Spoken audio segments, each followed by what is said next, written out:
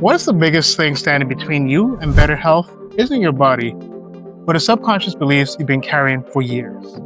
Today's guest has spent nearly 3 decades helping everyone from first responders and Olympic athletes to entrepreneurs, parents, and children overcome anxiety, chronic stress, emotional trauma, and performance blocks using a unique blend of clinical hypnotherapy, rapid inner transformation, acupuncture, Chinese medicine, and cutting-edge wellness techniques. If you've ever wondered whether your mind could be the missing piece to healing your body, or whether hypnotherapy actually works, this conversation is going to challenge everything you thought you knew. Is something standing between you and your happiness? It was for me. I had to face my depression and the constant negative self-talk. Therapy helped me realize I deserve to be happy.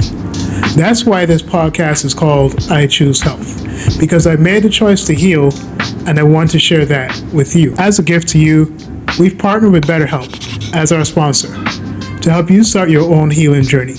We all face moments when life feels overwhelming, whether it's stress, anxiety, or just feeling stuck. Talking to someone can make a real difference. And that's where our sponsor BetterHelp comes in. BetterHelp offers professional online therapy that's convenient, affordable, and entirely on your schedule. You can connect with a licensed therapist by video, phone, or even chat, whatever works best for you. Let our sponsor BetterHelp support you on your journey to better mental health. You can get 10% off your first month by going to betterhelp.com/iChooseHealth. That's betterhelp.com/iChooseHealth for 10% off your first month. Take the first step toward feeling better today. As a teenager, I decided to live better, so I gave up the meat, eggs, and cheddar. At 20 and 30, I wanted more, so I strengthened my mind and my core. Living a life that is healthier and wealthier because I choose health.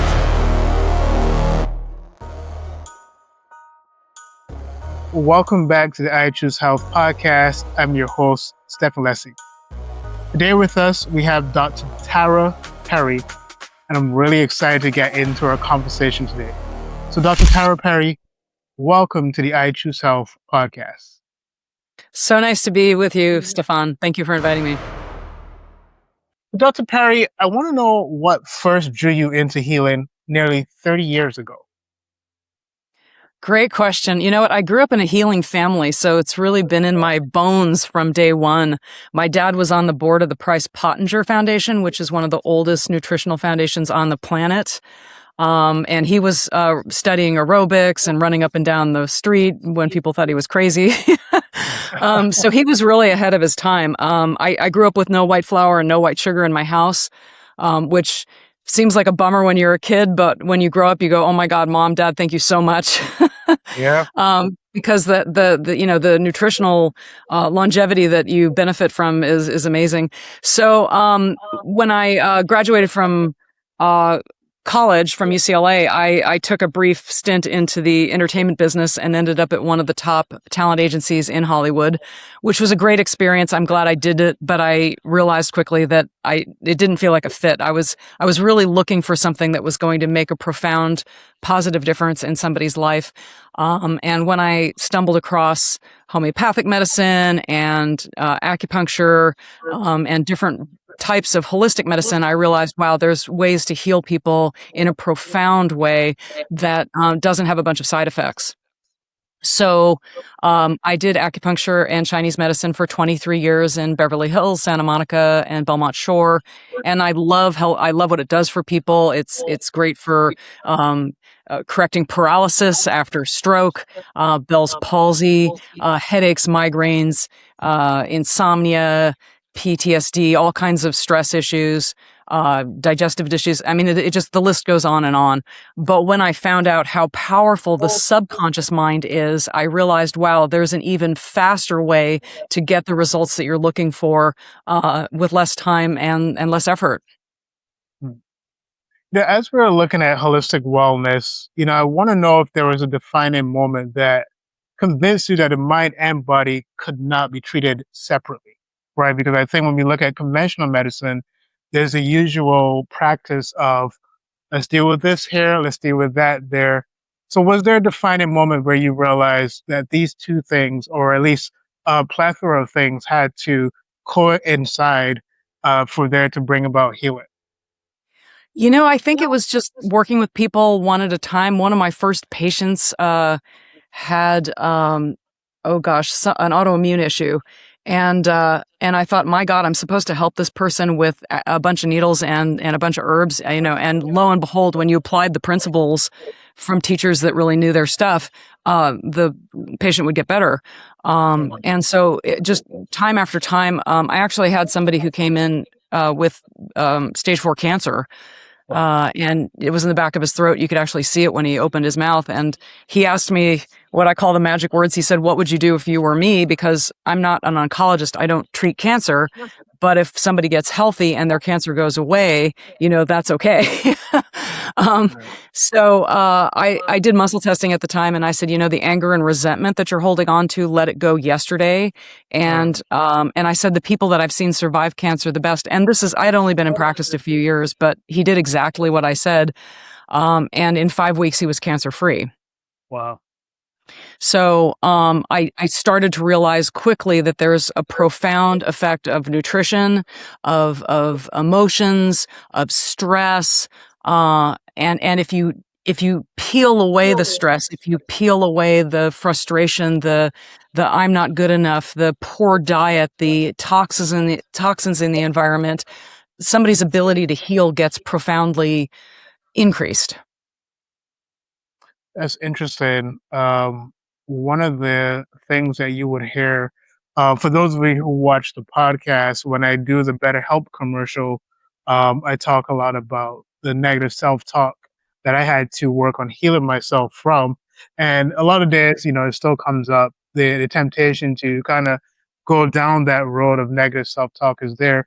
But I do realize the physical impact that it has on me, and so I really have to kind of take a step back and say, hey, I need to really work on this and start uh, applying more positive self-talk, applying more positive imaging um, to my experience and to what I'm feeling at the moment. So that is a really powerful thing to share. Well, I love people like Dr. Joe Dispenza, who's actually measuring what happens in the bloodstream and the microbiome. I was actually in his microbiome study. And in 1 week of just getting into a very heart and brain coherent state, there's measurable, profound changes that occur in the microbiome, which I think any functional medicine doctor will tell you is, desirable, and very health protective. Um, he's showing what happens with the brain waves. There's a movie called Source, which shows certain people who had incurable problems, and in a very short amount of time, those were corrected. So I think there's something worth exploring here, and fortunately, we're living in a time where more people are exploring it. More people are talking about it. It used to be really just from the medical establishment; it was ignored as something that was woo-woo. But there's hardly anything woo-woo about getting your brain in a state where it's releasing chemicals that help you rather than hurt you. It's well known. I mean, this goes back to Dr. Hans Selye back in, I believe, the 1940s or 50s. He wrote a book called The Stress of Life. And when you're under chronic stress, it degrades the tissues in your body. And stress is associated with almost everything that's a disease these days. So, and personally, I have found that by helping people go into their subconscious mind where they're storing stress patterns they're not even aware of in many cases, and remove them or dial them way back, then all of a sudden they have the energy to heal at the level that they want to heal at. Mm. You said something there that I found very interesting. Can you dive a little bit deeper into when you talk about stress patterns, right? Because I think we're familiar with things that we stress about, but you use that word pattern. So let's dive a little bit deeper into that. Well, people often are aware that they have triggers. So sometimes they respond to something at they're like, I don't know what's wrong with me. I just got triggered. Well, that's Yeah. a stress pattern. And so many of these things are below the level of somebody's consciousness. I've worked with countless people with countless different issues. Sometimes they're money blocks. Professionals, they're like, I don't know what the problem is. I'm at the top of my game. I've got all the credentials, but I just don't feel comfortable asking for money. And it turns out to be something silly that happened in childhood that just left an imprint, a pattern that keeps repeating of I'm not good enough, I'm not valuable, I'm not worthy. So that person who doesn't feel worthy is not going to be able to ask for what they're worth, which is, very damaging to that person's livelihood. And if you're going to go pay for a service, you want that person to be taking care of themselves so that they're showing up fully for you. So it's a win-win situation when somebody gets their own house in order. A lot of people pleasers also seek me out because they're like, people ask me something and I just can't say no. And that's not a healthy situation for anybody, because the person who's doing all the giving needs to get proper sleep, get proper exercise, get proper food. And if they're not taking care of themselves fully, they're not going to be able to fully show up for the people in their lives.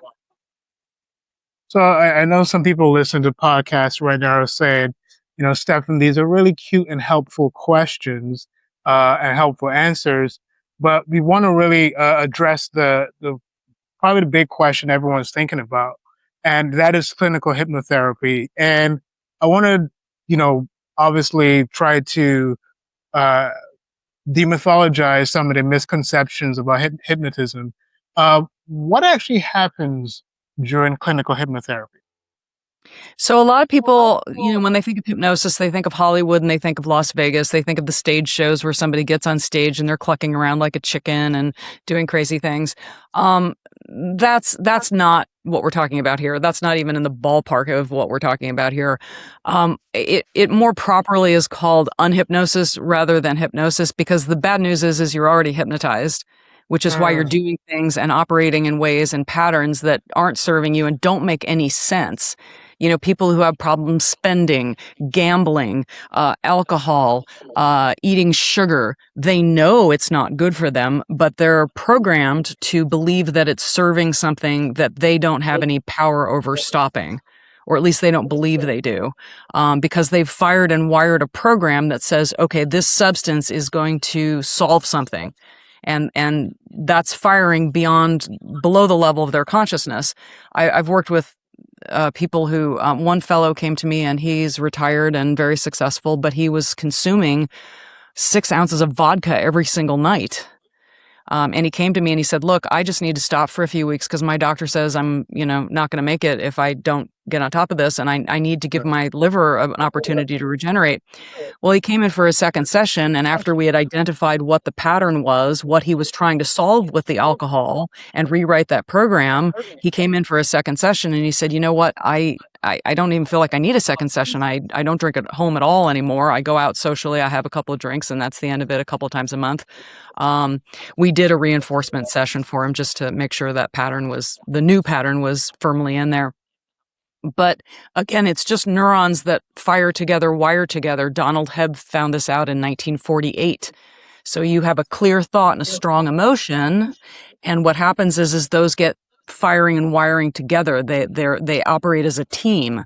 So the emotion might be, oh, that sugary treat is going to, bring me comfort. It's going to bring me safety. It's going to bring me love. Think of how many kids grew up in an environment, where, you had sweets when you were good and you were rewarded when you were good with sweets. So it gets fired and wired in the nervous system that, if I'm feeling stress, I need the sweet because it's going to make everything okay. It's going to make me loved. It's going to make me a better person. But it's not true. With sugar, we also have it's a double-edged sword, because for many, many eons on planet Earth, there wasn't enough sugar. So we spent our lifetimes seeking out sugar, and the only times where it was abundant was summertime. So we loaded up on it when all the fruit was in, maturity and sweet was abundant. But the average American in the 1800s only consumed 15 grams of sugar a day. Now it's like 285. And our nervous systems can't handle it. So we're all looking around and going, gosh, why is everybody obese and fat? And it's because of all the, crap that we put in the food. Our bodies just can't handle it. Yeah. So the magic of this is helping people go back, find out what the story is that got imprinted, what the pattern is, and then rewrite that program so that you're firing and wiring programs that you do want rather than ones that you don't want. Wow. Uh, from 15 to 285 is crazy. I was while we were in Jamaica, we were buying some like drinks because as you're on vacation, you're kind of buying whatever's available. And we're looking at the nutrition facts, and I'm looking at the added sugars, and one of the drinks had like 49 grams of added sugars, and I'm like I already know that's going right to the adipose tissue. Like like there's not even like a question there. So that's um, crazy. Wow. you know, I've been thinking about what you just said about the work that you do is more about dehypnotizing. What have you noticed about how much more difficult your work has become with the introduction of things like social media, with the constant TV programming? Have you noticed that it's maybe a little bit more difficult to get a breakthrough? How is the work now? That's a really good question. Honestly, I don't find that a barrier to the breakthroughs that people have.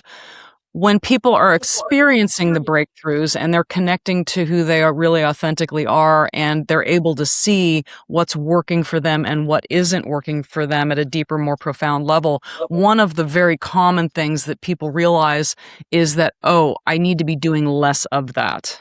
They Mm, realize that it's not serving them, that it's almost like the added sugar in your food. It's an artificial high that doesn't get you anything at the end of the day. So if you're sitting there scrolling on social media for hours or watching television for hours, it's like a sugar high. It gets you nothing at the end of the day, and it's actually costing you because the most valuable resource we have is our time. So we mm. want to get really mindful about how we spend our time. Yeah, yeah. Now, you've probably already answered this, but I know that someone may be thinking like, when it comes to hypnosis, can someone be hypnotized against their will? Wow, that's a great question. So I don't work with anybody that doesn't have an 8, 9, or a 10 need to change and an 8, 9, or a 10 commitment to change because, I mean, I don't have a desire to hypnotize anybody against their will. There is science on that and there are books on that. And those are rare, unusual circumstances. I mean, the military has, done stuff with it. Um, uh, and again, I think the insidious hypnotism that's going on is done by politicians and advertising. Mm, So again, the bad news is you're kind of already hypnotized, and it's stuff that's gotten around your awareness because of ads that were very cleverly, you know, cobbled together, political slogans that were cobbled together. There's a guy named Chase Hughes who does a great job of yes, deconstructing a lot of this. I was just going to mention him. Mhm. Yeah. Yeah. So if you wanna get a little more understanding about how you are already being hypnotized, the gift of this is getting all of the garbage out of your way, the stuff that's pulling your strings that you're not even aware of in ways that isn't serving you. You really wanna get into that heart and brain coherence and on your authentic channel so that you're spending your time pursuing what really does matter to you and to the benefit of yourself, your loved ones, the community, and the planet. Now, when it comes to this process of hypnosis, are people usually asleep? Are they awake? Like, what is the usual process for hypnosis? Another great question. So there's 4 brainwave states, alpha, beta, delta, theta. We're in beta right now. So, they're very active. We can be aware of all kinds of things going on. We can multitask. But that's not a good state to access your subconscious mind. So when I'm working with somebody, I give them a practice audio. There's a little trick where you look up with your eyeballs and take 3 breaths. And on the third exhale, while you're still looking up, you allow your eyelids to gently drop down. You notice they're fluttering a little bit. That's just an easy way to ease into rapid eye movement a bit more easily. And when you're in that state, you're going to find yourself in a alpha state or a light theta state. So you're in control. I can't make you think anything you don't want to think or believe anything you don't want to believe. That's Hollywood. That's Las Vegas. But it's almost like I'm going in there with a flashlight to areas that were dark that you couldn't see before. And then all of a sudden you're able to see them. And then you're able to navigate through them, and you're able to see patterns that you couldn't see before. So I really just call myself a tour guide. But the great thing about working with a tour guide that knows how to, shine the light like that is that I've had people, report to me that they, don't have their migraine headaches anymore. They're not grinding their teeth anymore. They spent 7 years with insomnia, only sleeping 3 to 4 hours a night, and now they're sleeping normally. I've had military veterans that had 100 on their PTSD scores and went through all the military stuff, but still were having panic attacks, still couldn't focus. And after a couple of sessions, they're going, "It can't be this easy." And I'm like, "Yeah, it actually can be." So, that's a great question. And when you're in that relaxed state where the brain waves have slowed down a little bit, it just gives you better access to work with somebody and get all that clarified. Now, when it comes to looking at the science, what does the science actually say about hypnosis? Oh my goodness. There's been so many studies in so many ways. Actually, I had a gal that I interviewed named Ellen Langer. She's a tenured professor at Harvard, and she's quoted by Tony Robbins and Joe Dispenza and countless other people. Anybody that knows transformational work is familiar with her work. But she did some amazing studies. She took a group of people who were older and measured a number of biomarkers with them, their finger length, their reactive time, their height, their flexibility, markers that had to do with aging. And they divided them into two groups. And one group went and reminisced over the good old days. So they just talked about what it was like to be younger again. The other group, they transported them back in time as if they were in the good old days. So, they were carrying their own suitcases. Their rooms looked like they were, decades earlier. The music was like it was. Their activities were like it was decades earlier. And then they remeasured the biomarkers, and they found that biologically they had literally become younger in that period of time. It was like a week. Wow. So that's one example of just the power of the mind. Right. So if you say to yourself every day, "Oh, well, this is what it's like to get older," your brain's going to go, "Oh, this is what it's like to get older," and you're going to get older. She did another very, very clever study with people that cleaned hotel rooms and divided them into two groups.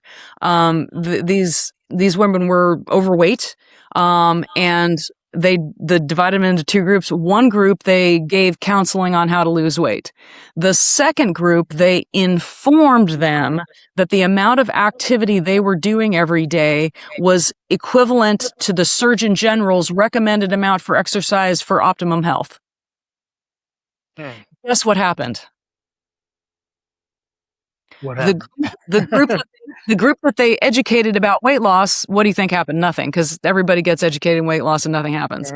The group that they said, "Hey, you guys are actually doing great. The amount of bending, the vacuuming, the making the beds, the moving, the exercising that you're doing every day is phenomenal. You're in that category that the Surgeon General wants people to be for good health and exercise." Their blood pressure reduced. Their weight reduced. It was just incredible, the health benefits that occurred in like 6 weeks because they were informed that they were already doing the healthy things. So this is a really wonderful, and there's many others. They've handed people a cup of coffee that's either cold or warm, and then they had them, unbeknownst to them, filling out a test 10 minutes later. The ones that got the cold cup answered the questions in a colder way than the ones that got the warm cup. Interesting.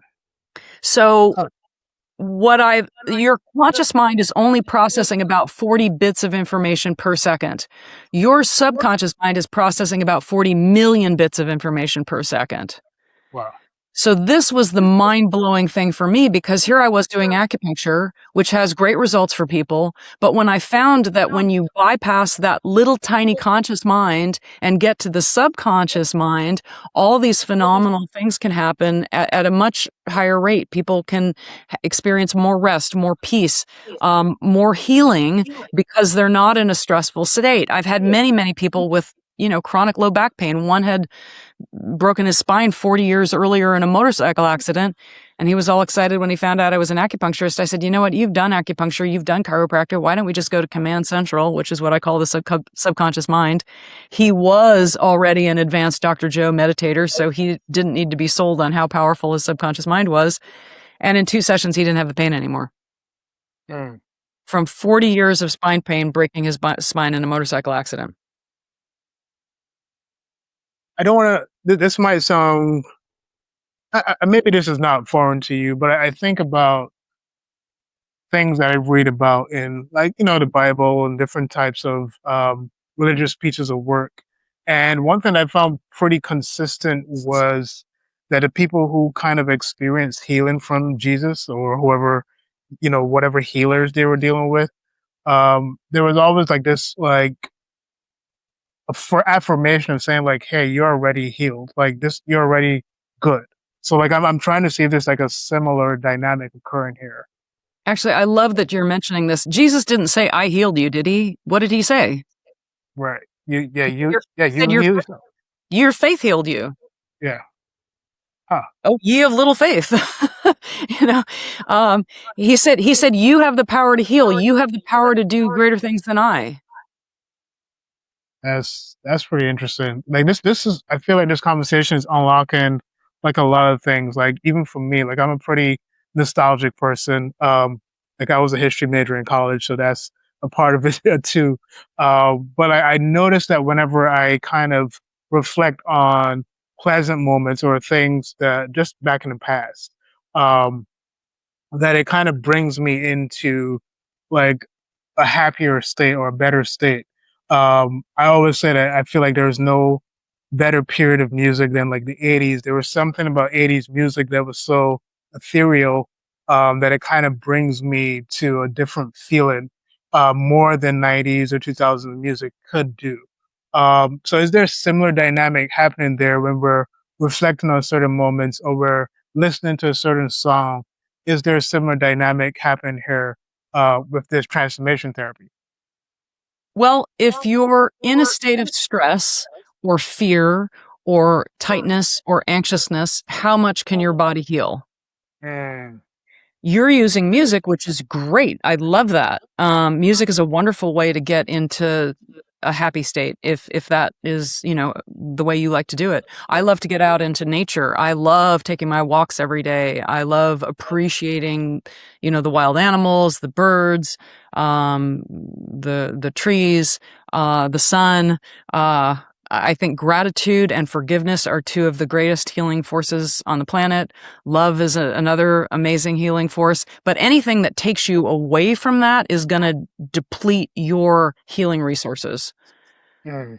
So I love the book Atomic Habits, because he talks about the mathematics on getting 1% better each and every day. If you can engineer your life so that you're getting 1% better in whatever category it is that you're looking to get better in, you're not 365% better by the end of the year. You're 37 times better, because it keeps compounding on itself. Right. Yeah. So, yeah, to anybody listening to this, just find an area of your life that you want to improve, and then just figure out a way to get 1% better each and every day, and you'll get there. So, Dr. Perry, I know you trained under, Marissa Peer. What makes rapid inner transformation different from traditional therapy? Well, I would love to say that we stand on the shoulders of giants. And I've been incredibly blessed to run across many, many healing, transformational, people that have, for instance, Richard Bandler, I trained with him. I had him on my podcast. He's the inventor of NLP. He trained Tony Robbins. I've spent hundreds of hours doing Tony Robbins material. Joe Dispenza, I've been to 10 of his live events. Paul McKenna, John DeMartini, who was in the movie The Secret. So I think when you dive deep into all of these different transformational processes, all of which have impressive results, you start to see what the common denominators are. You start to understand how the mind works. And it's a lot of the principles that we've been talking about already on the show so far today, Stefan. But if you can get yourself into a state of heart and brain coherence, which is a measurable phenomena, it's a state of calmness. It's a state of joy. It's a state of, it's the state that you're in when you listen to your music and you're smiling and you're moving. You're in a state of flow. That's another thing that's been studied an awful lot is flow state. Corporations even want to know, how do we get our leaders into flow state? Because that's a state where you're receptive to insights, creativity. I've had Grammy nominees fly off my table and say, give me a piece of paper. I just wrote my next song. I've had people that are artists who, come out and go, wow, I just saw my next painting that I'm going to draw. So it's really about getting to that. And to get to that, we have to drop the stuff that isn't serving us, the old patterns, the fear, the I'm not enough, I'm not good enough. So it's different for different people, but the similarities are also, there's a lot of crossover. You spoke about stress as something that's been blocking us from, getting those breakthroughs. Why is it that some people are able to experience profound breakthroughs in just a few sessions? And, what types of problems tend to respond the fastest, right? Like in terms of the different issues that you've dealt with clients. So they once asked Richard Bandler, do you ever have a problem hypnotizing people? And he was a true master. I mean, there's literally footage of him curing schizophrenics in an hour. Wow. But he says he kind of laughed, and he's got a great sense of humor. He says, well, I don't have a problem hypnotizing. Sometimes I have a problem dehypnotizing people. So the ones that and it's not when you really help somebody find out what matters to them, you can leverage that and get them to move in the direction that they want to move. If somebody's deeply committed to a story that does not serve them, if they're not willing to let that go, if they just want to play that over and over again, then that can be more difficult to let go of. It's just people that can't let go of the past. Mm-hmm. It's interesting because I realize that the same power it takes to believe a self-limiting belief is the same power that could be used to advance, right? And so it's really interesting how we don't realize that even in our own actions, we're confirming the reality of the universe, the reality of progress, and that is self-belief and faith. So that's really deep as we're discussing this. My meditation teacher once said to me when I said something was hard, he says, it's hard because you keep saying it's hard. Mm. And then I've so many times I've talked to people and they keep telling me how hard it is to change. And I'm like, well, isn't it hard to live your life the way you're living it? Wow. It's way harder to live with the lack and limitation than it is but see, it's the reptilian brain. It's there's a part of our brain that is ruled by the amygdala and the hippocampus, and it's designed to keep us safe. And it believes that the familiar hell is desirable over the unfamiliar heaven. Mm. It prefers a familiar hell to an unfamiliar heaven. Why? Because that's familiar, and it thinks that what's familiar is safe. Our nervous systems, if you think about the way humans lived for eons, we were tribal, and you didn't wander outside of your tribe because if you did, you could be eaten by wild animals, captured by a neighboring tribe. It was just dangerous out there. So you wanted to stay within your tribe, and you needed to be accepted by your tribe. If your tribe rejected you for any reason, that was death. And our nervous system knows that. So that's why, guess what the bigger fear over more than death is? The number one fear on the planet is what? Public speaking. Mm. Why is that? It's because our nervous systems, again, know that if the eyeballs are on you and you're the one speaking, that could be a really dangerous situation. Interesting.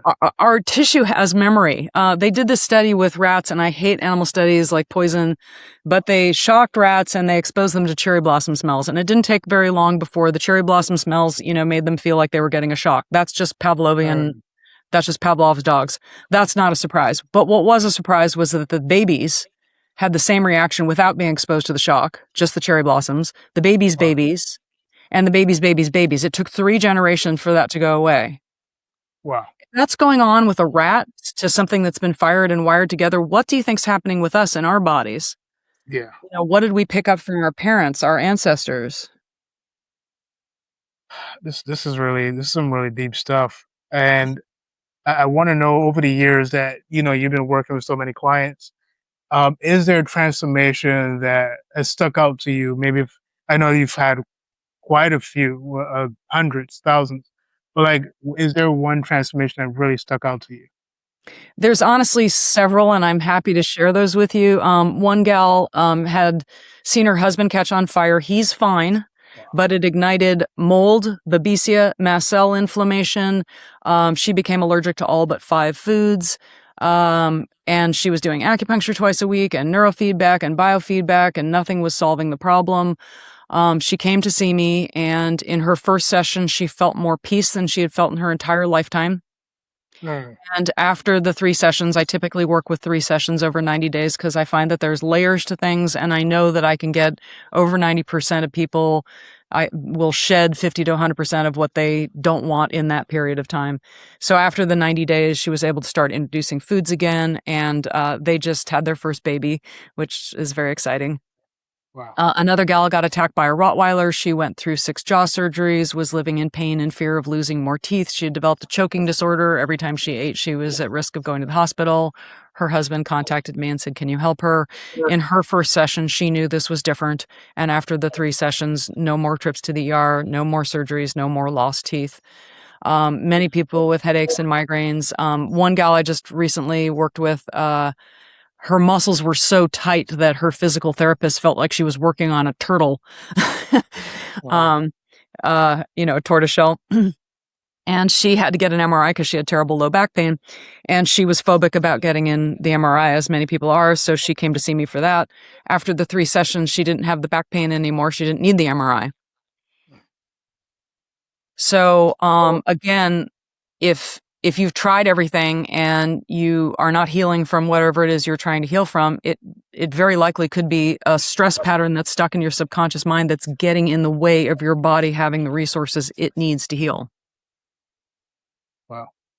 This is amazing. As you were talking about the animal studies and the impact of, as you said, the 3 generations, um, can unresolved childhood experiences really affect our adult health? Oh, 100%.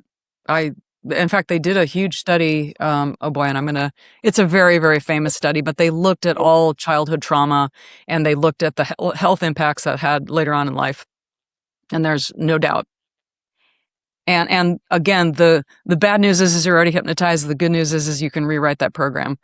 And I think it's a lot easier than people realize. It's just neurons that fire together, wire together, and you unconsciously, subconsciously created those programs, but you can rewire them. Now, how often do you find that physical symptoms have emotional roots? Again, I would say most of the time, not all the time. I mean, sometimes it's just a physiological thing. Sometimes people aren't standing right, sitting right. But so much of it goes back to not thinking right. And again, stress just impacts the body. So you had mentioned something, and I'd like to clarify. 2 people can go through the same experience and come out completely different. And it's Right. because it doesn't matter so much about what happens to us. It's the story that we create about ourselves, the world, and other people. That's the thing that gets us. So, for example, I worked with a wonderful oral surgeon, and she didn't feel comfortable asking for money. And we worked together, and I called her up a couple of months later. I said, "Hey, how's it going?" She said, "Oh my God, I go home with more energy. I'm a better wife. I'm a better mother."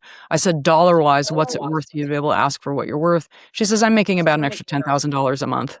And it was Mm. just by going back and finding an episode where she was doing homework with her sister, who's even smarter than she is, and her father said something unkind to her. And Mm. she thought, "Oh my gosh, I'm not worthy. I'm not good enough." And it was just a program that was firing and wiring in the background of her mind. A lot of successful people, believe it or not, carry these programs because it drives them to be successful. If you Yeah. never feel like you're enough, you're all, and I would say I'm part of that. For a long time, it was just, nothing was ever good enough. I had to get the next award, the next certification, the next this, the next that, because inside I just, didn't feel like I was enough. Yeah. I feel like I go through that. I think majority of people on the planet go through this on a daily basis. I was just talking to someone about this yesterday, where like I feel like I'm so hard on myself, where I'm like a perfectionist to a certain extent, and so I will say things like, you know, I don't think I'm doing that well with podcasts. I need to do this better, do that better. I'm also a personal trainer and group fitness instructor, so I'll a lot of times I'll teach a class and feel like, okay, that class was kind of subpar. And then everyone at the end of the class, they're clapping like, wow, this is a really good class. And I'm like, I don't think so. Right. So, but You, it's just interesting how yeah. I have a story about that too. That was so funny. When I first was learning this, I worked with two people and I scheduled them back to back, which is, I'll never do that again because it takes a lot of energy to be so present with somebody for a couple of hours that, you just, I need recharge time in between. So I did Mm. these two back to back and I wasn't at all sure I had done a good job. And they had the most life-changing experiences. Right. I mean, they were already wonderful, entrepreneurial, just incredible people, artistic, but they just exploded and became um, major influencers and traveled all over the world and started living the life of their dreams. So I hear you on that, Stefan. Sometimes if you just show up and give it your all, sometimes you can even think you didn't do a great job, and it can be amazing. Yeah. Now, have you seen, or like when it comes to society today, do you feel like anxiety is more prevalent today than when you first started practicing? I do. And that I think is actually a big contributor from social media. Because I think people are spending time on electronic devices. And when you're disconnected from nature, I'm a big fan of people like Zach Bush. But we're not designed to be disconnected from nature. So getting out, walking on the grass, I wear Earth Runner shoes, which, are practically like going barefoot. It's all I wear all summer long. I love being out in nature. I've got chickens in the backyard. Uh, I've got a garden. Anything that you can do to be connected to nature, I think is so, so, so important. And if we're spending all of our time affixed to a blue screen, which is not natural for our eyes, um, it's tough on the body. And I think that helps. And then you put on top of that a poor diet that is foreign to the human body. Yeah, you got a recipe for problems. Yeah. Now, what do you think is the biggest misconception people have about subconscious programming? And I know you probably touched on this already. What do you think is the biggest misconception around that? I think it's the fear that somebody can take over your mind. This is not that experience at all. This is working with somebody who's shining a light, and you're taking the information that you see clearly now and put the pieces together and move ahead with your life. Um, the other is people getting into your mind without you knowing it. And again, I'm going to point to advertising and politics, and the games that are going on, again, below the level of your consciousness that harm you. Those are getting you to believe things, to live in fear. There's a saying in media that's well known: if it bleeds, it leads. Yep. So it's not there to make you self-sufficient. It's not there to make you feel good. It's not there to give you better health. It's there to scare you and to disempower you. Hmm. So I know that you've worked with like first responders. What are like unique emotional burdens that you've seen that they carry? Wow. I just worked with somebody that is a medical person. And it came home really loud and clear, just how much life and death there is, when you're a frontline surgeon. Um, I've had, patients that were policemen and, the stuff that they see is just, um, it's more than a human should have to endure. Um, military veterans, same thing.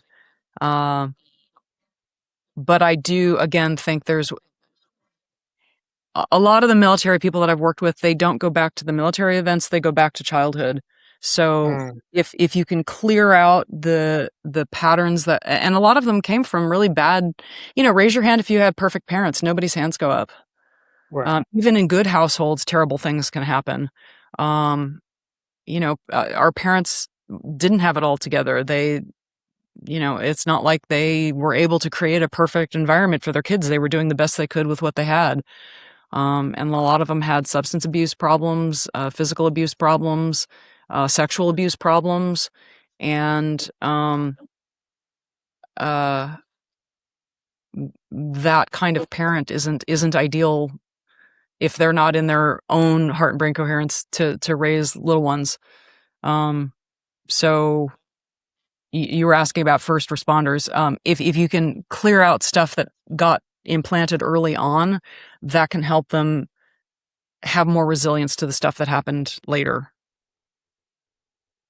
You know, when you go through traumatic experiences, it's difficult to get rid of some of the imaging that, or yeah, I guess we get rid of some of the imaging that you experienced from that experience. But is it possible to heal without reliving every painful memory? That's a great question, and absolutely. In fact, when I'm working with people, I often say you're just reviewing it, you're not reliving it. Um, Especially if it gets very heavy. But it's really just going in and recognizing what the emotion was that was triggered, and then you can get the pathway to seeing the pattern to getting free of that. And you're Right. asking really deep questions, and a lot of these are very deep spiritual questions. So depending on what that person's background is and what is right for them, because okay, if you take Christianity for example, when Jesus was on the cross, he had two guys on either side of him, and they were both deemed bad criminals, and one of them didn't ask for help. The other one said, "Can I go with you to heaven?" And Jesus said, "Yes, absolutely." So Mm, when you realize that forgiveness is available to you, and I believe that that's in all religions, and I'm not qualified to comment on every religion, but I think at the core of religions, that's what's there. The golden rule is also at the core of all religions. But these are deep, deep questions you're asking me, and I think it's unique to the person that is coming to the table and what is the right solution for them. right. Now, I know for a lot of people, when it comes to healing from trauma, they probably feel it's best to suppress their experiences. But uh, what's the difference between suppressing emotions and actually truly healing them? Another great question. There's a wonderful saying, "What you resist persists." Mm, So if you're fighting, and this is a huge problem. I mean, this is the nervous system wants to fight it. It wants to bury it. It wants to hide it. It wants to not deal with it. It's like looking at the monster underneath the bed. When you peel back the bed layer and you go, "Oh my gosh, the monster really isn't gonna hurt me," then you're mhm. free. Now, how do you help someone who's afraid to confront painful memories? Well, it's okay to be afraid, but when you realize that the fear and the running away and the hiding from the pain is causing you suffering. I always say people are like an iPhone 17 operating on iPhone 4 technology. Interesting. If you're an iPhone 4 and you believe there's a monster underneath your bed, but the iPhone 17 knows that there isn't, you want to go and visit the iPhone 4 and realize, oh, okay, that's what that is. That's a pattern that's painful. It hurts me. It's not serving me. It's not even relevant to who I am today. What are like signs that you've seen, or like subtle signs that you see that someone is living in chronic stress without even realizing it? Oh, that's a great question. Stefan, you ask really, really good questions.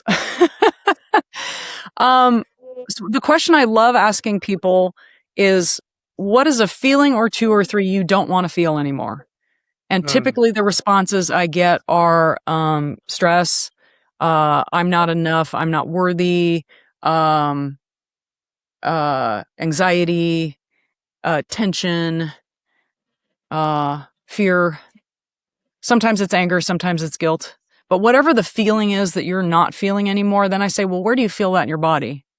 And people go, oh, that's a really good question. And typically it's the chest, the throat, sometimes it's the head, sometimes it's the back.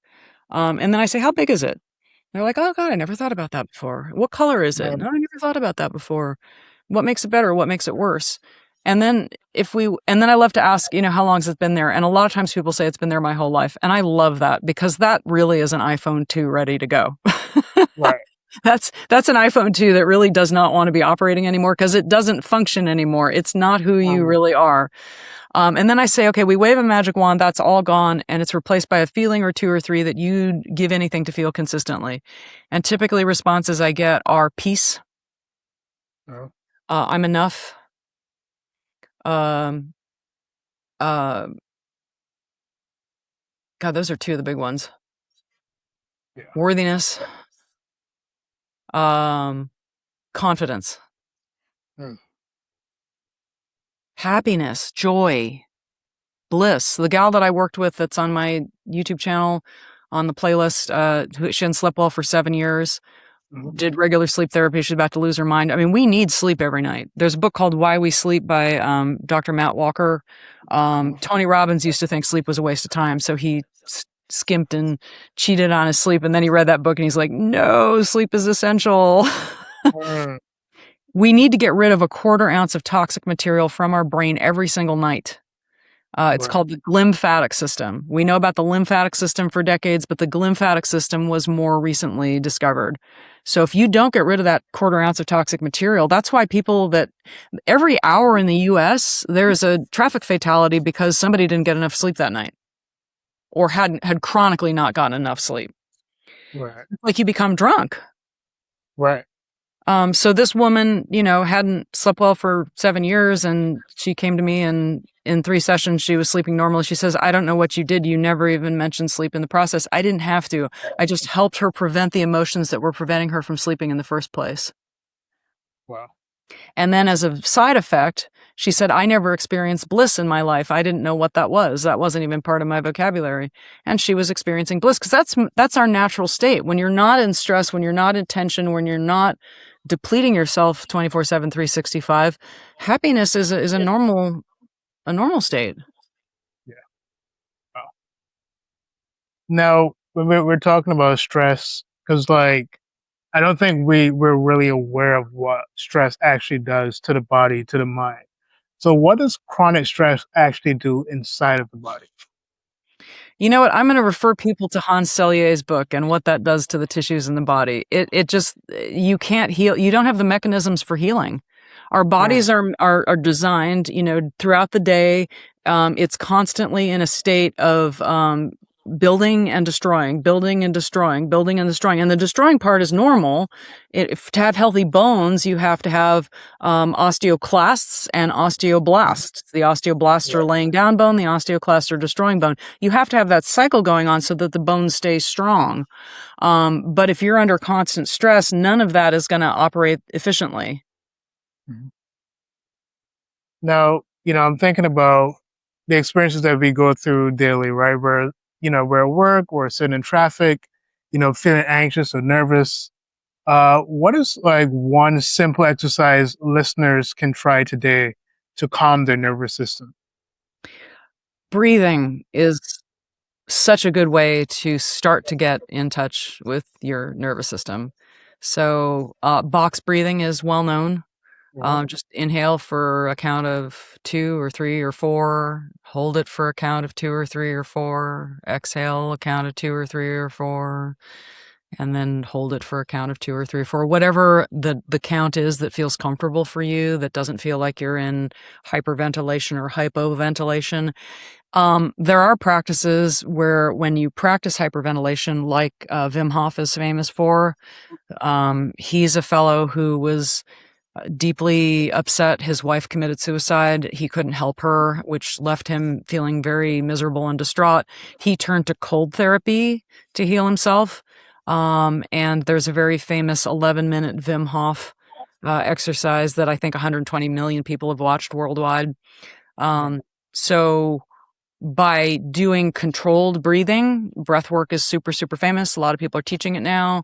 Lots of things on YouTube. You can find one that's right for you. Obviously, check whatever medical conditions are not appropriate for it. There's very few. It's pretty safe. But that's anything having to do with your breath and just clearing the mind. I love to. Meditation is wildly important, I think. If you can't sit for 10 minutes and just allow yourself to be in stillness, then meditate for 20. Right.